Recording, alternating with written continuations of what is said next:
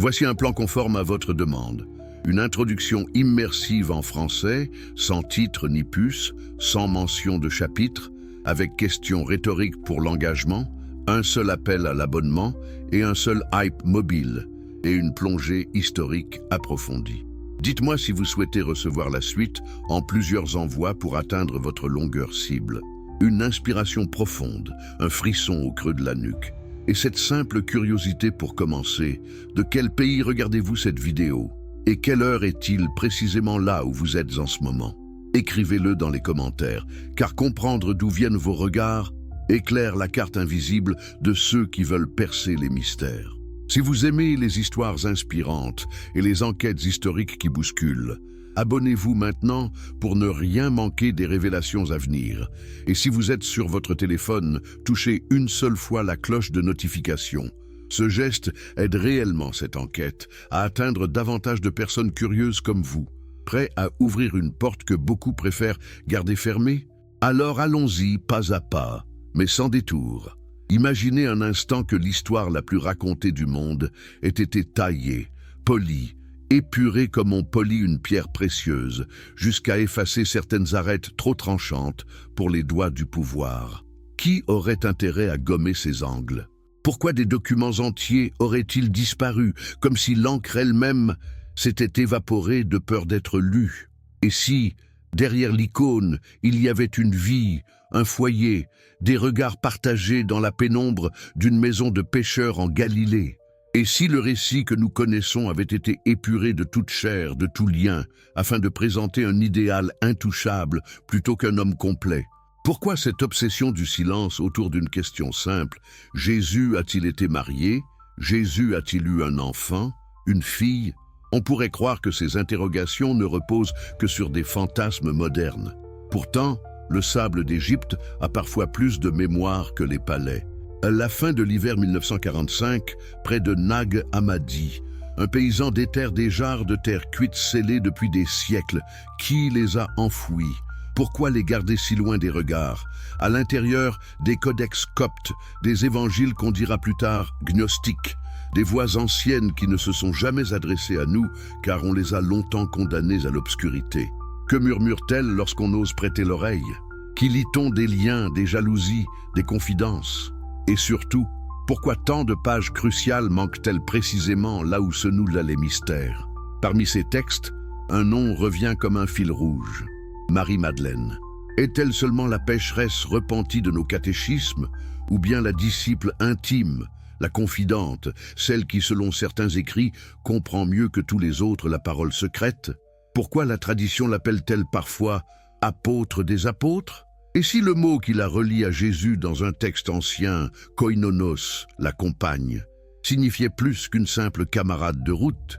S'il disait l'union, la maison partagée, la responsabilité commune, n'est-il pas intriguant que l'on ait tant insisté au fil des siècles pour la cantonner à l'ombre, pour la requalifier, pour la mettre à distance? Le monde du 1er siècle n'est pas celui de nos fantasmes contemporains.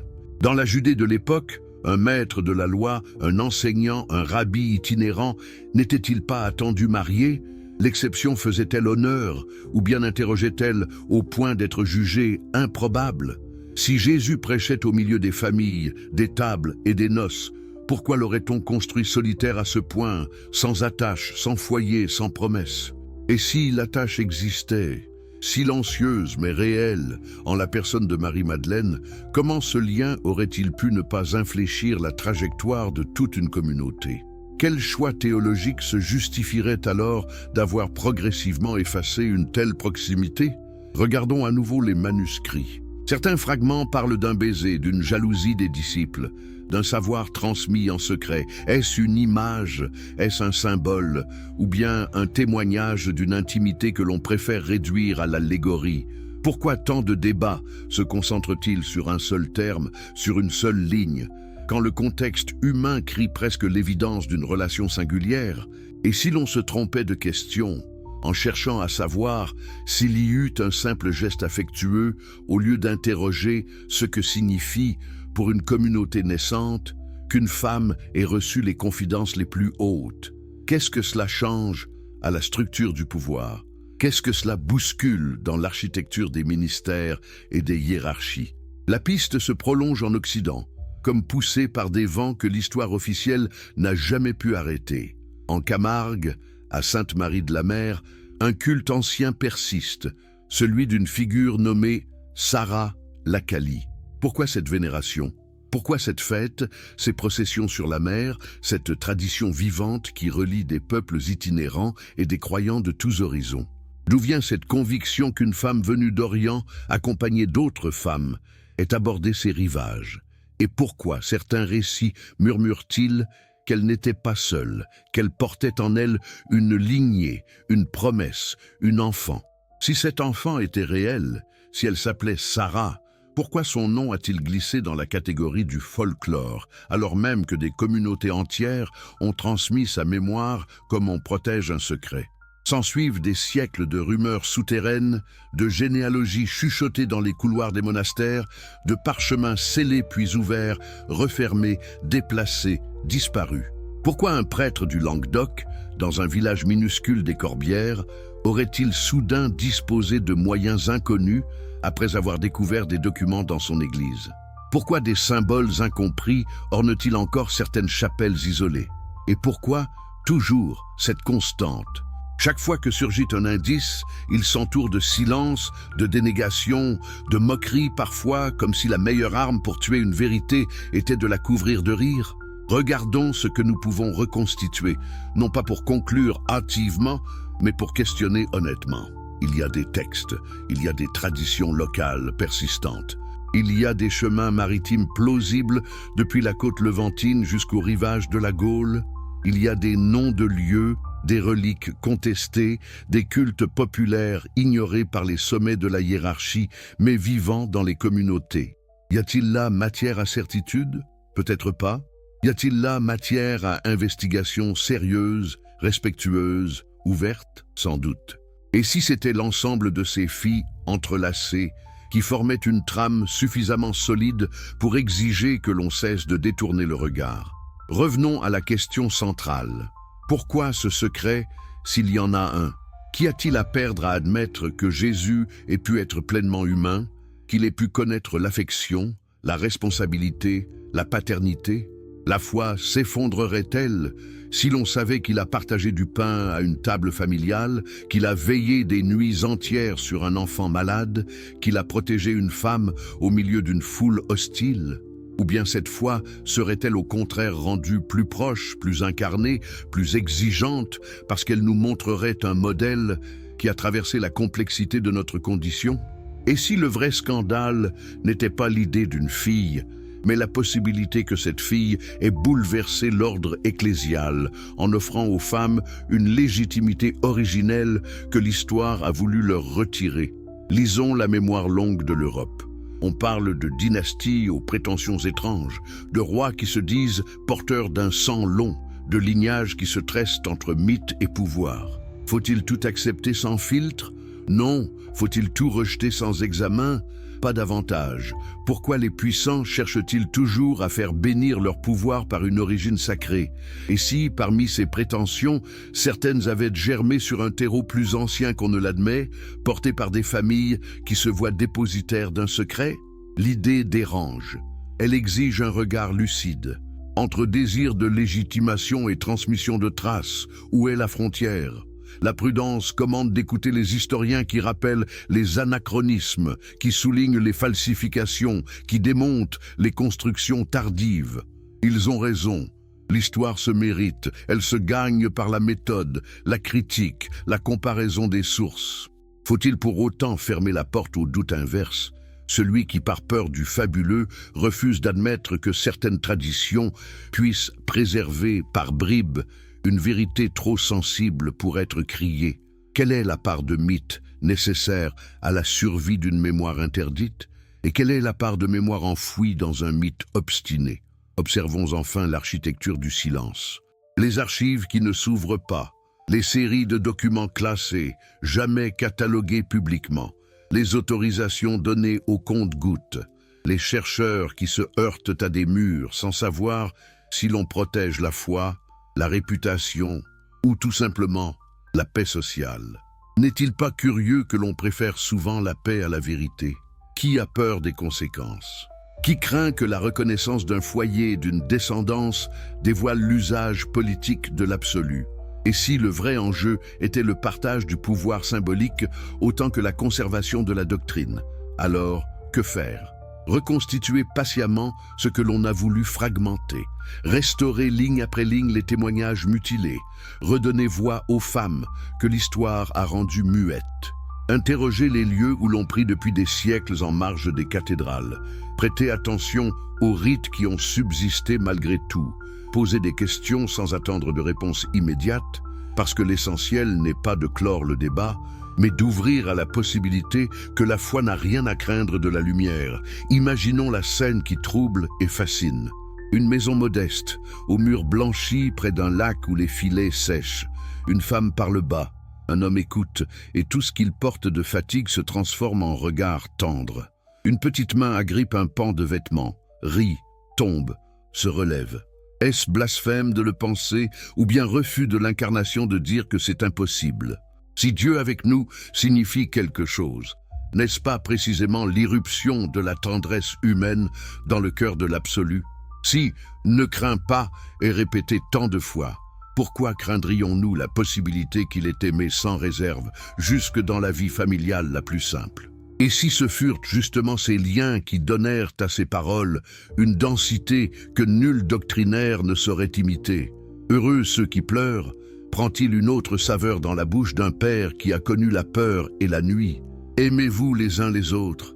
Résonne-t-il autrement lorsque celui qui parle a aimé entre quatre murs, dans l'odeur du pain et de l'huile? Si l'on veut comprendre la force d'une parole, ne faut-il pas connaître la chair qui l'a portée? Et si, par pudeur, par calcul ou par stratégie, on a tissé une brume autour de cette chair, peut-on s'étonner que la parole parfois s'éloigne des cœurs? Revenons à Marie-Madeleine. Pourquoi son nom déclenche-t-il tant de passions contraires? Pourquoi l'a-t-on appelée pécheresse, quand des textes plus anciens murmurent la disciple préférée, l'initiée, la confidente? Qui gagne à la repousser sur le seuil, à faire d'elle une allégorie de la faute, plutôt qu'un pilier de la communauté? Et si l'on admettait qu'elle a porté un enseignement, transmis une mémoire, voire protégé une vie, que deviendraient les justifications de tant d'exclusion? La ligne de fracture ne passe-t-elle pas ici, dans l'acceptation ou le refus de l'autorité spirituelle d'une femme dès l'origine? La Méditerranée est une mer de passage. Des bateaux étroits la traversent depuis toujours, chargés d'olives, de soie et parfois de secrets. Est-il si absurde qu'un groupe de femmes ait fui la tourmente en direction d'une terre plus sûre? Les courants, les calmes plats, les étoiles, tout cela guide. Arriver sur une côte plate, chercher une chapelle, remercier, promettre, confier à la mer la clé d'un vœu. Et commencer une nouvelle vie, loin de la rumeur, avec l'obsession discrète de protéger l'essentiel.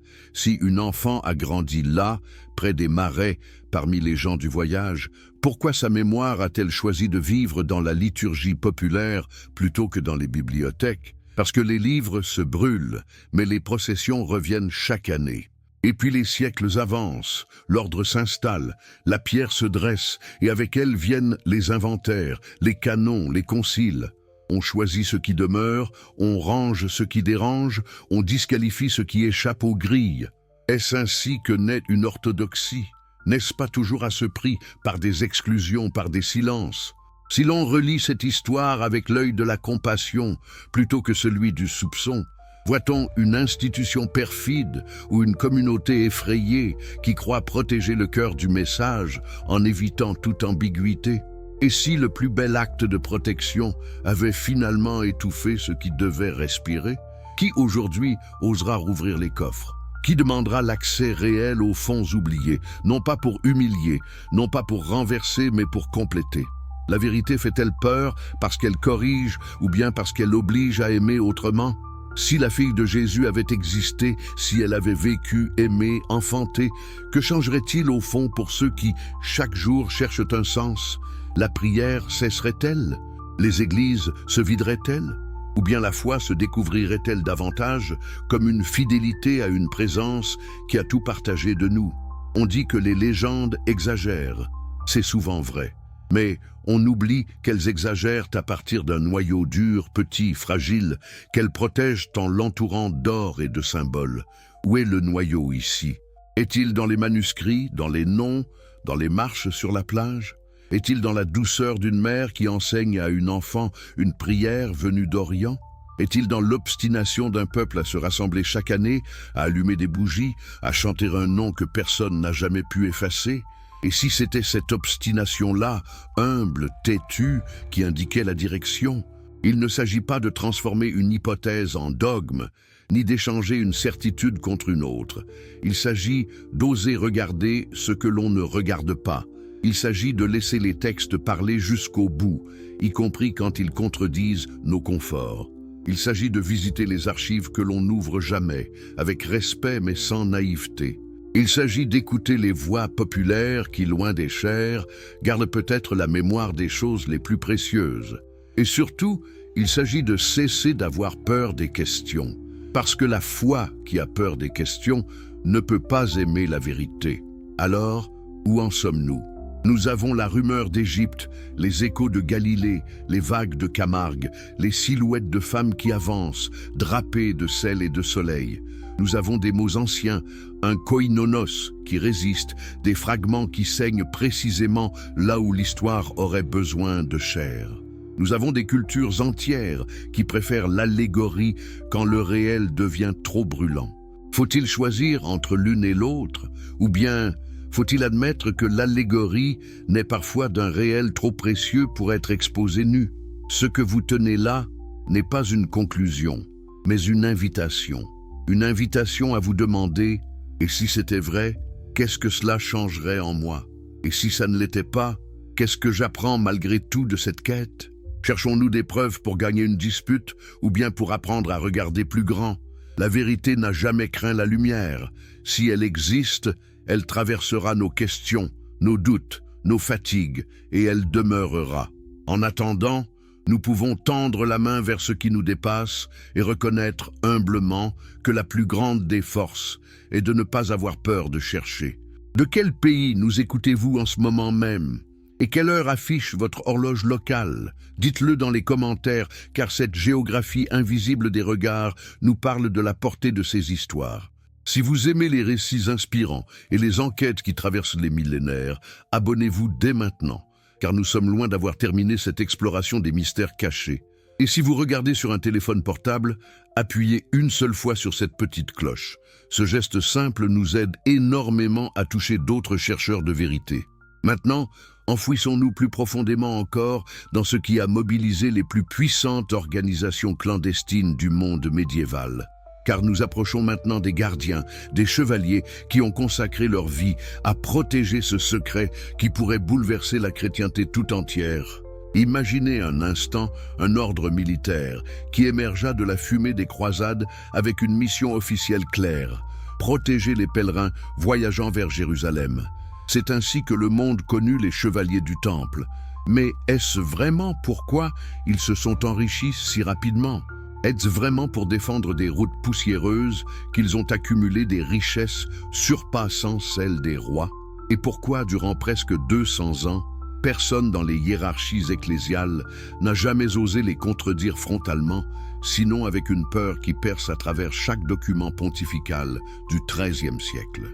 Il existait quelque chose entre le Vatican et l'ordre du Temple, quelque chose que ni l'un ni l'autre ne pouvait tout à fait exposer à la lumière du jour. Revenons à 1119, quand 9 chevaliers, sous le commandement d'un homme nommé Hugues de Payens, se rassemblèrent à Jérusalem. Quelle était leur véritable mission? Les historiens officiels répondent « garder les routes ». Mais les routes étaient-elles vraiment l'obsession d'hommes qui, dès que Jérusalem devint accessible, choisirent de s'installer près du temple de Salomon, non dans ses chambres d'hôtes, mais dans ses cryptes? Pourquoi un ordre de protection des routes aurait-il eu besoin de fouiller les entrailles d'un bâtiment vénéré depuis le psalmiste? Qu'aurait-on pu rechercher là, sous des pierres posées des siècles auparavant, sinon quelque chose de caché volontairement, de dissimulé par ceux qui savaient ce qui détruirait le plus grand des trônes? Les légendes qui circulaient dans les tavernes et les monastères parlaient d'arches, de documents, de preuves archéologiques relatives à la vraie nature de Jérusalem. Mais il y avait une autre rumeur, plus secrète encore, qui montait des conversations murmurées tard le soir. Les Templiers avaient découvert sous le temple quelque chose qui concernait directement Jésus. Non pas une relique de sa mort, mais de sa vie. Des écrits peut-être, des généalogies, une preuve matérielle que le Christ n'était pas seul, qu'il y avait eu une continuation, une descendance. Et si cette découverte devenait publique, le fondement théologique de l'Église s'écroulerait comme un château construit sur du sable mouillé. Pensez à ce que signifiait pour Rome d'apprendre que des guerriers rusés, disciplinés, secrets, possédaient une arme plus puissante que 1000 armées, l'information. L'information qui, divulguée, aurait montré au monde que le célibat du clergé reposait sur un mensonge, que la figure asexuée de Christ était une construction, que tout l'édifice de la supériorité du sacerdomat était bâti sur du néant. Ces chevaliers tenaient Rome par les entrailles. Et Rome le savait, et Rome avait peur. Voyez comment la richesse des Templiers proliféra. En quelques décennies, cette organisation devint la plus grande puissance financière d'Europe. Ils possédaient des terres plus vastes que certains royaumes. Ils contrôlaient les échanges commerciaux. Ils prêtaient de l'argent aux rois qui les suppliaient.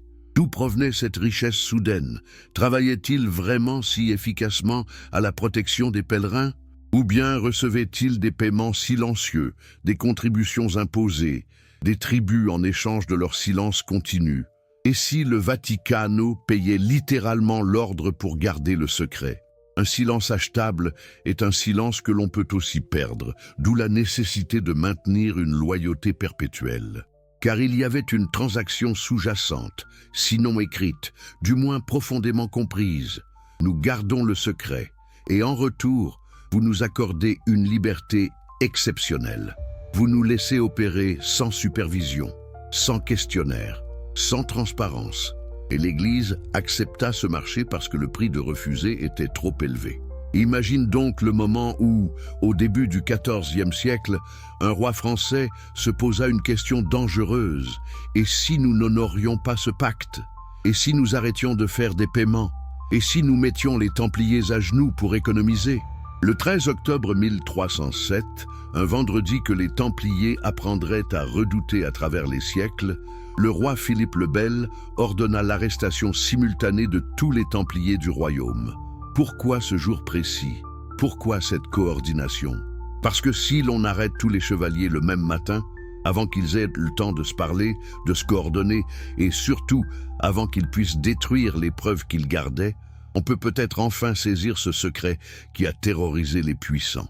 Les Templiers furent emprisonnés, torturés, soumis à des interrogatoires qui visaient une question centrale. Où gardez-vous vos documents? Qui est écrit sur Jésus? Que savez-vous de sa descendance? Les aveux qui sortirent des donjons furent extraordinaires. Sous la torture, des chevaliers parlèrent de la tête du prophète, d'idoles interdites, de rituels hérétiques. Certains confessèrent adorer une tête appelée Baphomet. D'autres avouaient avoir renié la croix.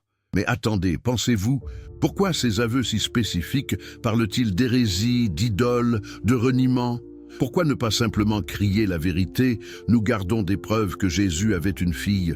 Parce que, sous la torture, l'esprit cherche à donner des réponses qui apaisent le tortionnaire. Et les tortionnaires, eux, posaient des questions qui attendaient des réponses hérétiques. Demande-t-on à quelqu'un sous la torture « Croyez-vous que Jésus avait une fille ?» On demande « Adorez-vous les idoles? Reniez-vous le Christ ?» Et l'esprit brisé répond ce qu'on attend. Mais dans les interstices des documents historiques, on trouve des phrases qui troublent. Des Templiers parlent de connaissances interdites, de sages secrets, de ce qu'aucun chrétien ne doit savoir. Un interrogatoire particulier, mené par l'inquisiteur Bernard Guy, posa cette question curieuse. « Est-il vrai que vous gardiez les os d'un enfant? Les os d'un enfant? Quel enfant? » D'où venait cette question? S'agissait-il simplement d'une rumeur stupide, ou bien était-ce le cœur battant de l'enquête, déguisé sous une formulation obscure? Si une relique d'une personne de statut extraordinaire avait été découverte, gardée, vénérée secrètement, Aurait-on posé cette question? Et puis, juste comme les enquêtes atteignaient leur intensité, le pape Clément V ordonna l'arrêt des persécutions. Pourquoi? Parce que, nous disent les historiens, il devait protéger son autorité spirituelle. Mais n'est-il pas plus probable que lors de négociations secrètes entre le palais apostolique et la couronne française, un accord fut trouvé? Un accord selon lequel les Templiers seraient officiellement accusés d'hérésie et leurs biens seraient saisis, mais en contrepartie, les secrets qu'ils possédaient resteraient enfouis. Les grands maîtres de l'ordre furent brûlés, c'est vrai. Mais les documents, les reliques, qu'en advint-il vraiment? Des récits tardifs parlent de galères, de bateaux qui partèrent de France sous couvert de nuit. Certains Templiers fuirent, portant avec eux les archives les plus précieuses. Où allèrent ces bateaux? Les rumeurs parlent d'Écosse, du Portugal, de terres lointaines encore inexplorées.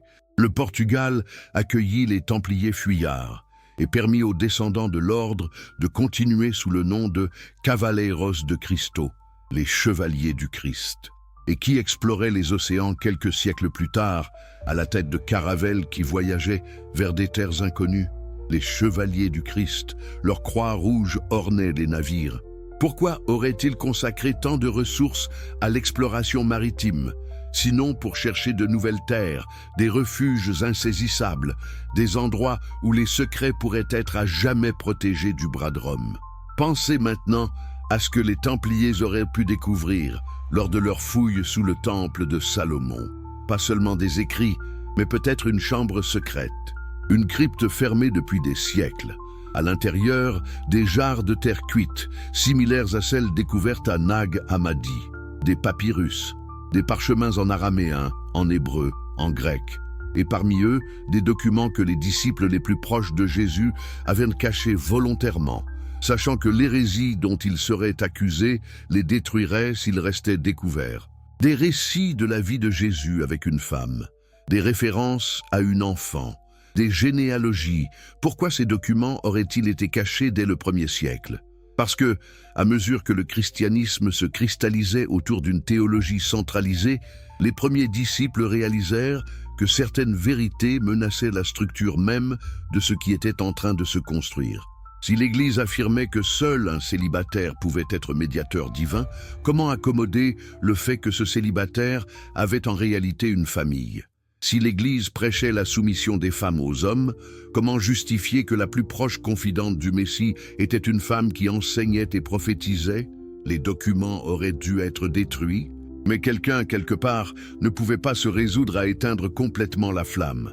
Alors on les cacha, on pria, on attendit le jour où quelqu'un, peut-être génération plus tard, découvrirait et comprendrait, et ce jour vint.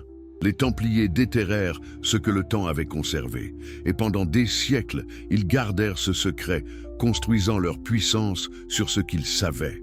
Un pouvoir fondé non sur la force brute, mais sur l'information.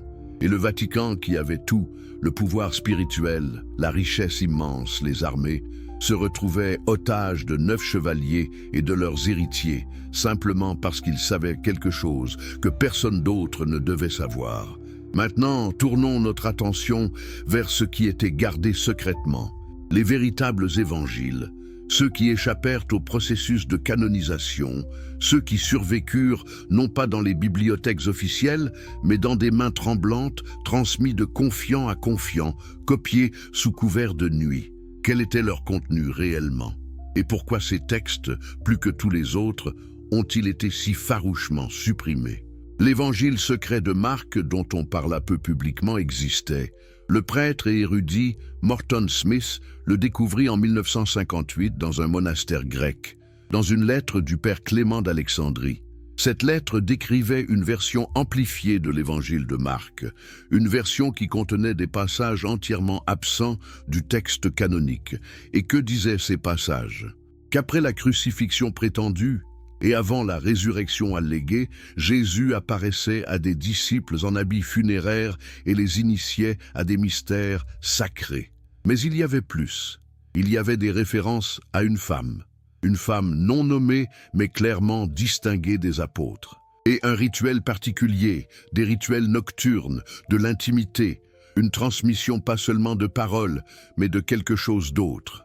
D'autres chercheurs, analysant discrètement le texte, parlèrent de passages décrivant Jésus et cette femme dans une proximité qui évoquait l'union conjugale. Quel passage! Le Vatican resterait muet. Smith lui-même serait publiquement discrédité, accusé de fabrication, bien que ses méthodes de recherche aient toujours été impeccables. Et l'évangile de Philippe? Ah, voilà un texte qui gêne jusqu'à présent. Découvert à Nag Hammadi, il contenait une phrase qui, depuis sa traduction, a alimenté des milliers de débats. Une phrase parlant d'un baiser, Jésus embrassant Marie-Madeleine. Et pas un simple baiser de paix, mais quelque chose de plus riche, de plus chargé. Et les disciples, voyant ce baiser, s'indignent. Pourquoi s'indigner d'un simple geste de bénédiction? Sauf si ce baiser signifiait quelque chose de plus profond, sauf si c'était l'affirmation visible d'une union que les autres disciples jalousaient. Et puis, plus loin dans le même texte, Philippe parle de la salle nuptiale, un terme mystique qui, pour les gnostiques, représentait l'union sacrale. Et cette salle nuptiale était, selon le texte, le lieu où Jésus se rencontrait avec la sagesse, incarnée dans le corps d'une femme. Pourquoi ces textes parlaient-ils en images? Pourquoi pas simplement dire « Jésus était marié à Marie-Madeleine. Ils ont eu des enfants, fin de l'histoire ?» Parce que, au moment où ces textes furent écrits, la persécution faisait déjà rage. Les premiers chrétiens apprenaient à parler en code, en symboles, en allégories.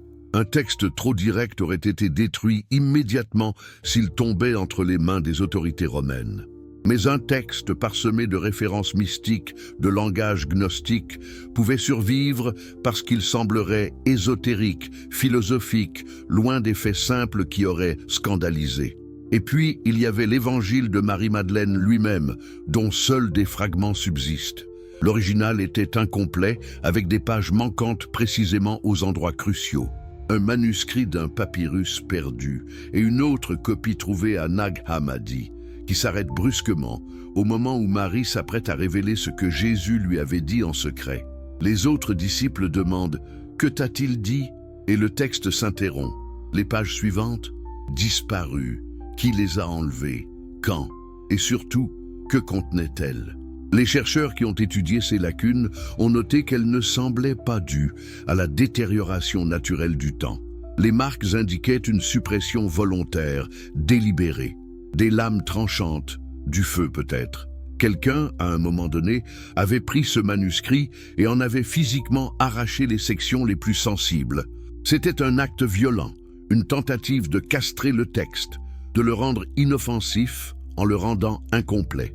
Et cet acte, quel qu'en soit l'auteur, suggère que quelqu'un, quelque part, savait exactement ce qui était écrit et avait décidé que le monde ne devait jamais le savoir. Il existe également ce qu'on appelle la source Q, une hypothèse scientifique selon laquelle les auteurs de Matthieu et de Luc s'étaient basés sur un document antérieur, perdu depuis, qui contenait les paroles de Jésus. Ce document Q n'a jamais été retrouvé. Pourquoi? Parce qu'il a probablement été détruit, délibérément, systématiquement détruit pour que personne ne puisse comparer les originales phrases aux versions corrigées dans les évangiles canoniques. Si le texte Q existait toujours, on pourrait voir exactement comment les auteurs ont modifié, réinterprété, censuré les paroles du Messia pour les adapter à une théologie émergente qui n'incluait pas l'idée d'une vie familiale. Pensez à ce que cela signifie. Il existait un corpus de documents primitifs, crus par les disciples immédiats de Jésus, dans lesquels certaines vérités étaient clairement énoncées. Au fil du temps, à mesure que l'Église se centraliserait, que les dogmes se cristalliseraient, ces documents originaux ont été systématiquement supprimés. Les survivants ont été mutilés. Les copies ont été interdites. Les maîtres ont reçu des consignes, ne pas enseigner certains passages. Et finalement, seules les versions approuvées ont survécu, celles que le pouvoir ecclésiastique pouvait contrôler, rediriger, réinterpréter selon les besoins du moment. Cela nous amène au Concile, en particulier au Concile de Nicée de 325. Là, le processus de canonisation fut formalisé. Des évêques provenant de tout l'empire chrétien se réunirent pour décider une fois pour toutes quels textes étaient inspirés par Dieu et lesquels étaient des fabrications hérétiques. Plus de 200 évangiles, épîtres et apocalypses circulaient à cette époque. Seuls 4 évangiles, plusieurs épîtres et une apocalypse furent acceptés. Le reste, condamnés, brûlés, interdits, oubliés. Mais voilà la question qui interpelle. Sur quels critères ces décisions ont-elles été prises? Quel comité a décidé que Matthieu était divin, mais que l'évangile de Thomas était démonique? Pourquoi Marc a été préservé intact alors que l'évangile de Philippe a été découvert par hasard, enterré en Égypte, rescapé d'une destruction qui visait clairement à l'éradiquer de la surface du monde? C'est parce que le concile ne choisissait pas sur la base de l'authenticité historique ou de la proximité avec Jésus. Il choisissait sur la base de la conformité théologique. Quel texte pouvait être harmonisé avec le dogme que Rome voulait imposer? Ceux-là survivaient. Ceux qui résistaient, qui contenaient des informations contradictoires ou menaçantes, ceux-là étaient jetés au feu. Et parmi ces textes rejetés, il y avait clairement plusieurs documents qui parlaient de la vie intime de Jésus, de sa relation avec Marie-Madeleine et de son enfant. Pourquoi? Parce que ces informations contredisaient directement ce que Rome avait décidé d'enseigner. Rome enseignait que le célibat était un idéal supérieur. Rome enseignait que les femmes étaient subordonnées aux hommes.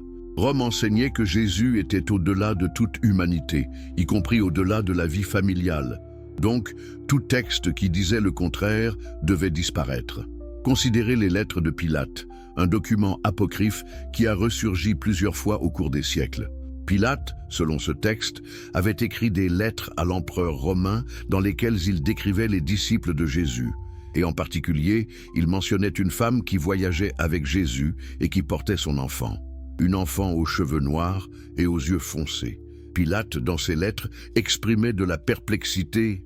Pourquoi ce personnage que les chrétiens appelaient le Messie, le Fils de Dieu, se comportait-il comme un homme ordinaire, avec une famille, des responsabilités? Et à plusieurs reprises, les historiens romains ont noté que ces lettres de Pilate avaient disparu des archives, précisément après que certains érudits chrétiens les aient consultées. Elles ont refait surface, fragmentaires, dans des collections privées au cours des siècles, mais l'Église n'a jamais confirmé leur authenticité. Pourquoi? Parce que si les lettres de Pilate étaient reconnues comme authentiques, elles fourniraient une confirmation d'une source non chrétienne, non partisane, attestant que Jésus avait une enfant. Et Rome ne pouvait absolument pas permettre cela. Mieux valait perdre la preuve que d'admettre son existence. Et puis, enfin, nous arrivons à Sarah la Kali, Sarah la Noire, la figure qui lie tout ensemble, qui unit le mystère en chair et en sang vivant. À Sainte-Marie de la Mer, en Camargue, dans le delta du Rhône, où les terres marécageuses rencontrent la Méditerranée, existe une vénération depuis plus d'un millénaire. Une fête annuelle qui rassemble des milliers de personnes, en particulier des peuples romani, les Roms, les Gitans, ceux que la société a longtemps marginalisés. Ils viennent vénérer Sarah, ils l'appellent Sarah la Kali, Sarah la Noire. Et pourquoi l'appellent-ils ainsi?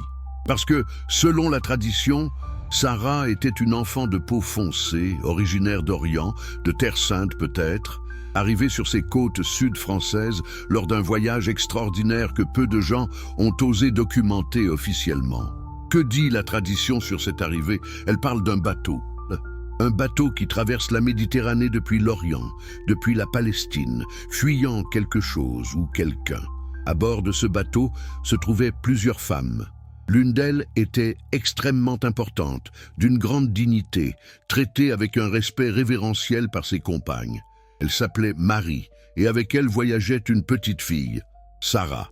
Et selon certains récits, cette petite fille n'était pas seulement ordinaire, elle était spéciale. Elle était protégée comme un trésor. Elle était l'héritière d'une promesse. Qui était Marie? La tradition dit que c'était Marie-Madeleine, celle dont nous avons parlé, celle qui aurait fui la Terre Sainte après la crucifixion, portant avec elle l'enfant, la fille de Jésus. Comment aurait-elle réussi à s'échapper? Pourquoi les autorités romaines et juives auraient-elles permis cette fuite? Parce que peut-être les apôtres et les disciples les plus proches avaient un plan, une stratégie. Si Jésus était vraiment mort, si la résurrection n'était pas d'ordre physique mais spirituel ou allégorique, comme le suggèrent certains textes, alors il restait une mission: préserver la famille, préserver l'héritage, préserver la promesse. Et donc, pendant que les autorités cherchaient les disciples à Jérusalem, pendant qu'elles tentaient de réprimer le mouvement chrétien naissant, un groupe de femmes s'échappait avec l'essentiel. Non pas les reliques d'un mort, mais quelque chose de bien plus vivant, l'enfant, la vie qui continuerait. Pourquoi les peuples romani se sont-ils identifiés à Sarah? Parce que, dit-on, les Roms ont eux-mêmes une tradition de préservation, de protection du secret, de survie face à la persécution. Et si Sarah, voyageant en exil, s'était associée à des communautés qui comprenaient cette condition, qui savaient comment survivre en marge, comment préserver ce qui est précieux en le cachant à la vue, comment transmettre la mémoire par tradition orale plutôt que par documents officiels. Car les documents brûlent, mais les chansons, les danses, les rituels, ceux-ci persistent. Une mère enseigne à son enfant. L'enfant enseigne au sien. Génération après génération, un secret porté dans le cœur plutôt qu'écrit sur le papier. La procession annuelle à Sainte-Marie commémore l'arrivée supposée de ces femmes. Des statues sont descendues des hauteurs de la basilique jusqu'à la mer. Sarah est portée, magnifiée, adulée par des milliers de personnes qui prient pour elle, qui lui demandent des miracles. Et l'Église tolère cette vénération, mais elle la minimise. Sarah est une servante, disent les prêtres, une servante de Marie-Madeleine. Pas une princesse, pas une héritière, simplement une servante. Pourquoi ce besoin insistant de la réduire? Pourquoi ne pas simplement dire « Sarah n'a jamais existé, c'est une légende ». Parce que la tradition populaire est plus forte que les démentis. Et plus on la dénigre, plus elle s'enracine. Et qui protégeait Sarah selon les traditions? Qui assurait que cet enfant fragile, loin de sa terre natale, élevé dans une culture étrangère, grandissait en sécurité? Des ordres religieux, dit-on. Des moines qui l'accueillaient, qui lui enseignaient, qui la mariaient à des hommes de pouvoir et d'influence, et ces unions, ces mariages stratégiques, comment se poursuivaient-elles?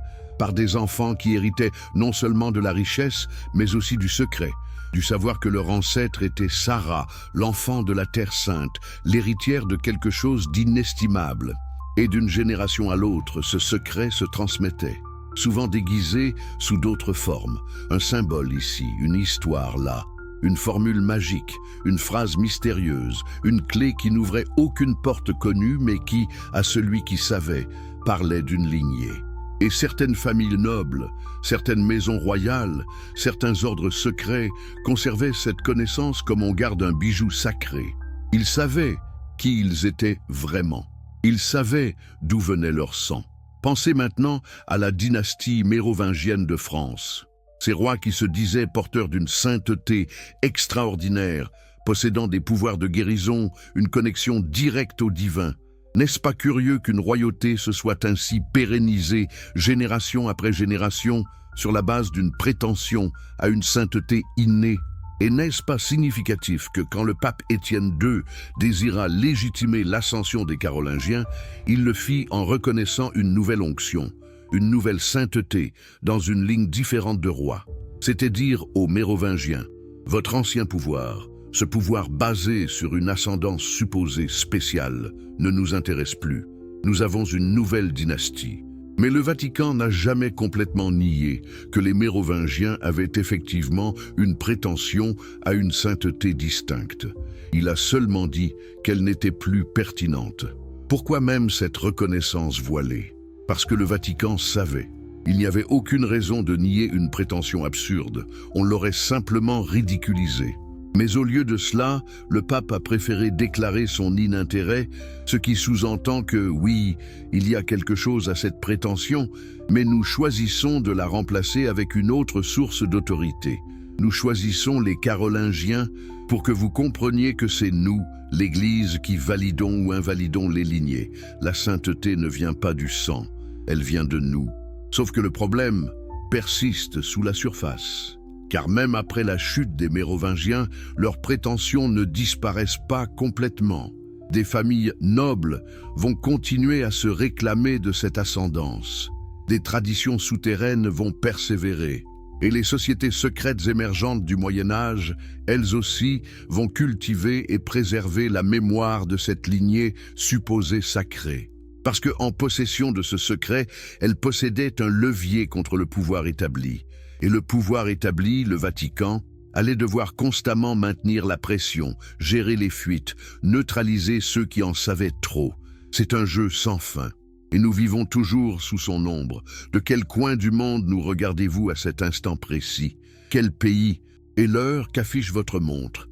Écrivez-le là, dans les commentaires, car chaque regard nous parle d'une géographie secrète de la curiosité. Si les histoires inspirantes et les grandes enquêtes vous captivent, abonnez-vous maintenant à cette chaîne, car nous n'avons toujours pas terminé ce voyage dans les profondeurs. Et si vous me regardez depuis votre téléphone, appuyez une fois sur cette cloche de notification. Ce simple geste nous aide à toucher tant d'autres chercheurs.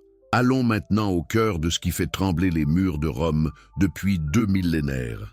Imaginez un bâtiment. Non, imaginez une forteresse. Une forteresse qui ne se voit pas, qui s'étend sous terre, qui s'appelle les archives apostoliques du Vatican. Et imaginez, dans ses profondeurs, des coffres fermés avec des clés que seules quelques mains ont jamais tenues. Pourquoi un édifice religieux, une institution qui prêche la transparence et la vérité divine, aurait-il besoin d'archives secrètes? Et pourquoi, au cœur de ces archives, existe-t-il une section que même la plupart des cardinaux ne peuvent pas consulter, une section appelée la réserve spéciale? Qui garde-t-on? Des documents relatifs à des questions délicates concernant la vie de Christ, selon les très rares admissions faites par des officiers du Vatican à des historiens triés sur le volet. Des questions délicates. N'est-ce pas une façon polie de dire « nous gardons des preuves qui contredisent l'histoire officielle ». Des ex-employés du Vatican, des bibliothécaires qui ont travaillé dans ces archives, ont parlé à titre privé de documents massifs qui n'ont jamais été catalogués, qui ne figurent dans aucun registre public, qui restent fermés à tout examen. Et quand on leur demande « Pourquoi ? Pourquoi un document religieux aurait-il besoin d'être caché ?» leur réponse est toujours la même. Parce que certaines vérités n'ont pas besoin d'être connues. Parce que la paix sociale repose sur certaines fictions acceptées. Parce que si le monde savait ce que nous savons, les conséquences seraient imprévisibles. Pensez à ce que cela signifie. L'Église catholique reconnaît elle-même qu'elle possède de l'information qu'elle préfère ne pas révéler.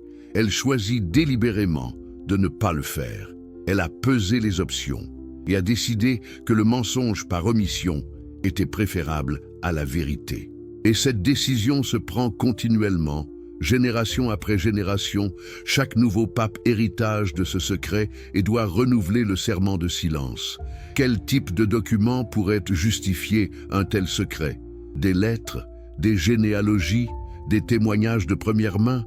Les rumeurs qui ont filtré parlent de correspondance entre les premiers papes et les autorités romaines, de notes de conseillers papaux, de mémoires de cardinaux qui se confessaient de ce qu'ils savaient, inscrivant dans des journaux privés la vérité interdite. Et puis il y aurait des documents encore plus anciens, des parchemins copiés à partir d'originaux grecs, des traductions d'araméenne, des fragments d'évangiles qui n'ont jamais fait partie du canon officiel. Des documents qui semblaient, une fois, circuler assez librement dans les communautés chrétiennes primitives avant que Rome n'impose son monopole interprétatif. Pourquoi ces documents auraient-ils été rassemblés si précieusement, conservés avec un soin extraordinaire? Pas pour la beauté historique, pas pour la connaissance, mais pour le contrôle, pour pouvoir en consulter les éléments lorsqu'une menace émergeait, pour vérifier ce qui devait rester secret, pour calibrer la narration officielle en fonction de ce qu'on savait vraiment, et pour s'assurer que personne à l'extérieur ne les découvrait. Pensez maintenant à l'Inquisition espagnole. Pendant des siècles, ce tribunal ecclésiastique a poursuivi des hérétiques, a torturé, a brûlé, a détruit. Et un aspect crucial de cette persécution était la confiscation. Quand on arrêtait quelqu'un pour possession de textes hérétiques, ses livres, ses documents, ses correspondances étaient tous saisis. Et que devaient faire les inquisiteurs avec tous ces documents? Les étudier, bien sûr, les trier, déterminer ce qui était dangereux et ce qui ne l'était pas. Mais voilà le problème. Supposons que les inquisiteurs découvraient, parmi ces documents confisqués, plusieurs copies d'un même texte interdit. Un texte qui parlait clairement de la vie familiale de Jésus. Un texte qui s'était propagé malgré les interdictions, qui circulait dans les réseaux clandestins, qui était préservé et recopié par des communautés qui refusaient de croire que Jésus avait été asexué. Que faisaient les inquisiteurs? Ils le brûlaient, tous les exemplaires qu'ils pouvaient trouver, systématiquement. Mais combien d'exemplaires auraient dû exister? Si un texte était vraiment dangereux, vraiment persécuté, il aurait dû être recopié précisément pour cette raison. Les communautés souterraines auraient assuré sa survie. Et pourtant, aujourd'hui, combien de témoignages contemporains avons-nous de ce texte? Presque aucun. Peut-être un fragment découvert par hasard, peut-être un titre mentionné dans une lettre inquisitoriale, mais pas le texte lui-même. Pourquoi? Parce qu'on l'a patiemment, minutieusement, systématiquement éradiqué. C'est une campagne de destruction documentaire. Et elle n'a jamais cessé. Continuellement, tout au long du Moyen-Âge, pendant la Réforme, jusqu'au temps moderne, des documents disparaissaient, des bibliothèques brûlaient, des monastères qui recelaient des textes interdits étaient fermés ou détruits. Et chaque destruction efface un peu plus du passé, rend plus difficile la reconstruction de ce qui a vraiment été. Et puis, en 1947, juste après la Seconde Guerre mondiale, à Nag Hammadi, en Égypte, apparaît miraculeusement une collection de textes anciens. Comment se fait-il qu'un paysan les découvrit précisément à ce moment? Certains spéculent que les nazis, dans leurs fouilles archéologiques en Égypte, avaient trouvé ces manuscrits et les avaient cachés. D'autres disent que les textes étaient connus des autorités égyptiennes, mais avaient été délibérément gardés secrets jusqu'à ce qu'une opportunité se présente de les exhumer sans que le Vatican puisse intervenir. Car, remarquez-le, si la Vaticano avait su, aurait-il permis cette découverte ou aurait-il trouvé un moyen de la supprimer comme tant d'autres? Dès que les manuscrits de Nag Hammadi deviennent publics, une bataille commence. Les chercheurs catholiques obtiennent une quasi-monopole sur leur étude. Les traductions sont lentes, incomplètes. Certains textes demeurent intraduisibles pendant des décennies. Des fragments importants sont perdus au cours du processus. Et une narration se construit.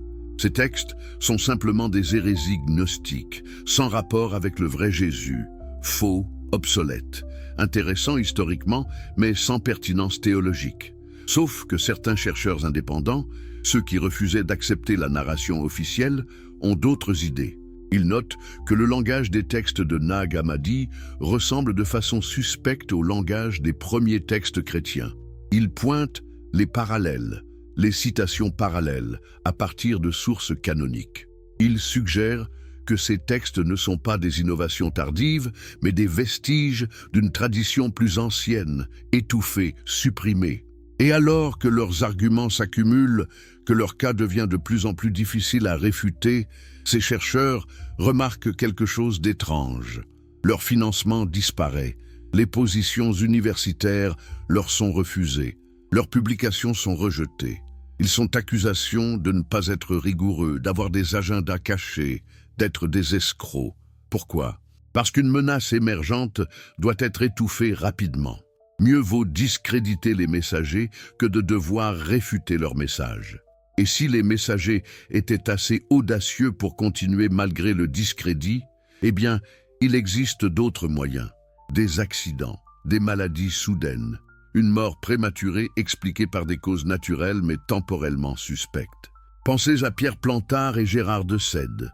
Ces chercheurs français qui, dans les années 1960 et 1970, commencèrent à explorer les documents généalogiques prétendument découverts à Rennes-le-Château, une petite église en Occitanie.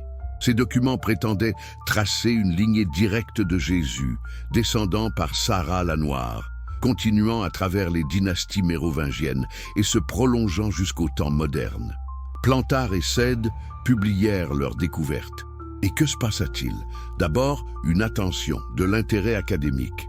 Mais puis, graduellement, le ton change. Les critiques deviennent plus vicieuses. Les accusations commencent. Ils ont inventé leurs preuves. Plantard est un charlatan, Cède un escroc. Et lorsque Plantard tenta de prouver ses affirmations, il trouva que les archives qu'il citait avaient convenablement disparu des dossiers publics. Les généalogies avaient été perdues.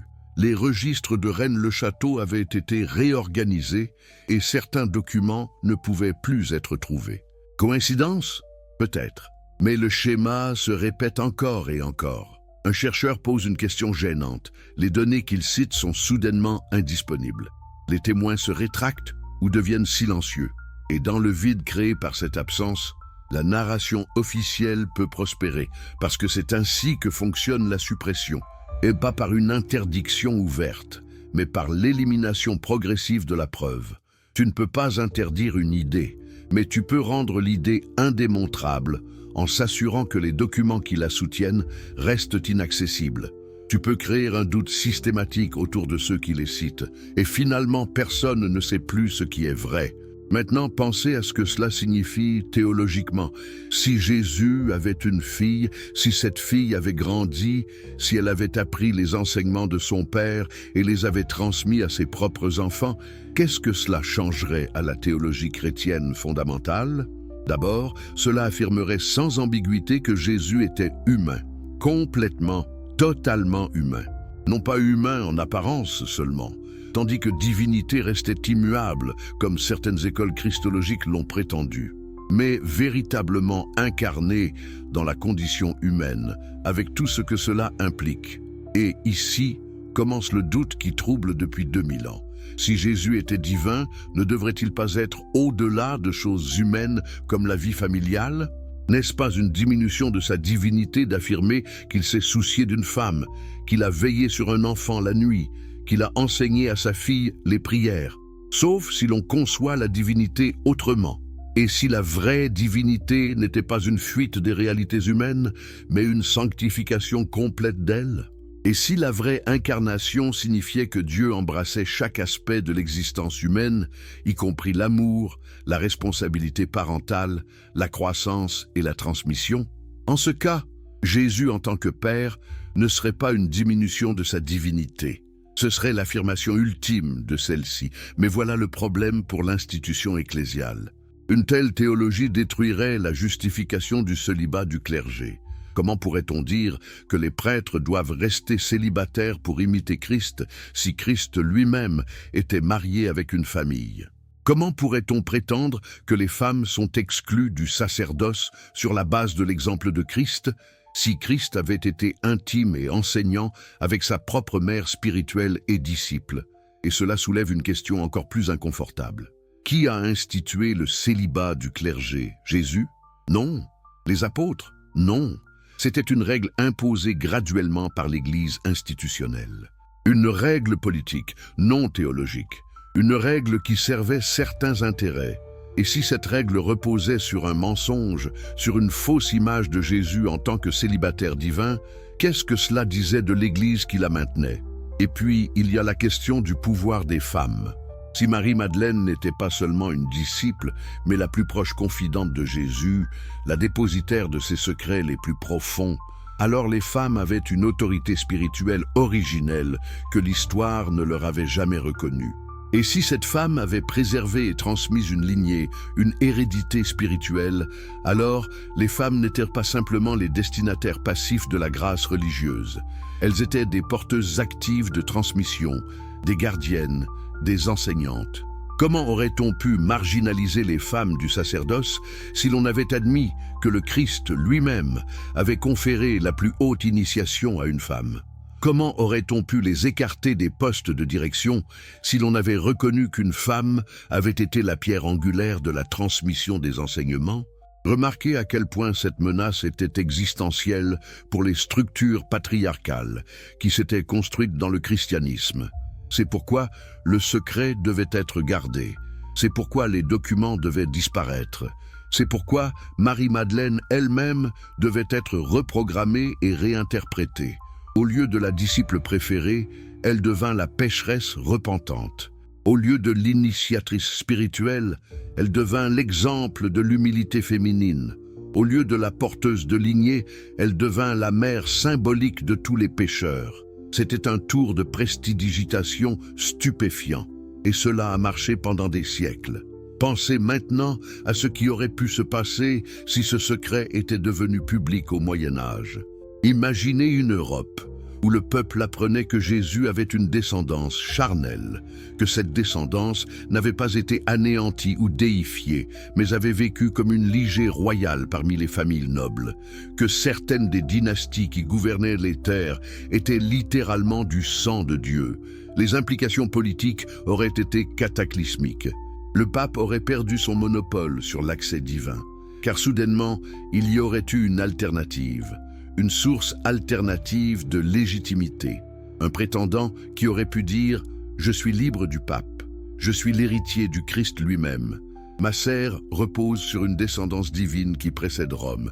C'est pourquoi les dynasties qui se réclamaient de cette ascendance avaient dû être neutralisées. C'est pourquoi les Mérovingiens avaient dû être remplacés. C'est pourquoi les Templiers, qui protégeaient cette lignée, devaient être détruits. C'est pourquoi, encore et encore, chaque fois qu'une menace émergeait, elle était écrasée, discréditée, anéantie. Et cela continue. Pensez aux chercheurs contemporains qui explorent ces idées. Combien d'entre eux ont vu leur carrière détruite? Combien ont été accusés de mauvaise science? Combien ont reçu des menaces, des harcèlements, des campagnes de diffamation orchestrées? La vérité, c'est que si la preuve de la descendance de Jésus émergeait aujourd'hui, scientifiquement vérifiable, incontestable, ce qui se passerait. Un schisme religieux mondial, les églises se déchiraient, les religions se redéfiniraient. Les questions sur l'autorité, la légitimité, le pouvoir seraient tout réouvertes. Et qui ne pourrait pas se permettre cela? Pas seulement le Vatican, mais tous les pouvoirs établis qui reposent sur les structures religieuses existantes. Gouvernements qui utilisent la religion pour la stabilité, institutions qui tirent leur autorité de ces traditions, élites qui bénéficient du maintien du statu quo. Alors, le secret reste, les archives demeurent fermées, les documents restent cachés, et le monde continue de vivre sous une version très contrôlée de l'histoire. Mais attendez, supposons que le secret sort. Supposons que demain, le Vatican lâche prise et reconnaît qu'il a des documents qui suggèrent que Jésus avait une fille. Que se passerait-il réellement? D'abord, il y aurait un choc, un chaos médiatique, des réactions extrêmes de tous les côtés. Ceux qui ont consacré leur vie à la foi en Christ asexué se sentiraient trahis. Ceux qui ont toujours suspecté un mensonge se sentiraient justifiés. Et ceux qui adorent simplement, pour lesquels cette théologie complexe était toujours un bruit lointain, se demanderaient « Et alors ?» Car voici le secret qu'on oublie. La foi n'est pas fondée sur la compréhension théologique parfaite d'une figure historique. Elle est fondée sur une relation personnelle, une pratique, une expérience. Et apprendre que Jésus était marié ne changerait pas le fait que des millions de gens ont trouvé du sens dans ses enseignements. Cela ne changerait pas les miracles que les gens croient avoir reçus. Cela n'invaliderait pas les efforts d'une vie consacrée à l'amour, à la compassion, à la justice. Ce que cela changerait, c'est l'accès au pouvoir, l'accès aux structures d'autorité. Et c'est pour cela, précisément pour cela, que le secret doit rester secret. Pensez maintenant à Sarah la Noire, la descendante. Si elle existait réellement, si elle a grandi, si elle a eu ses propres enfants, que leur aurait-elle enseigné? Aurait-elle parlé de son père de manière objective, or de manière révérencieuse? Aurait-elle cru qu'elle-même était divine ou simplement qu'elle provenait d'une source sacrée? Et ses enfants et les enfants de ses enfants, comment auraient-ils porté ce savoir? Comme un fardeau? Comme un privilège? Comme une responsabilité?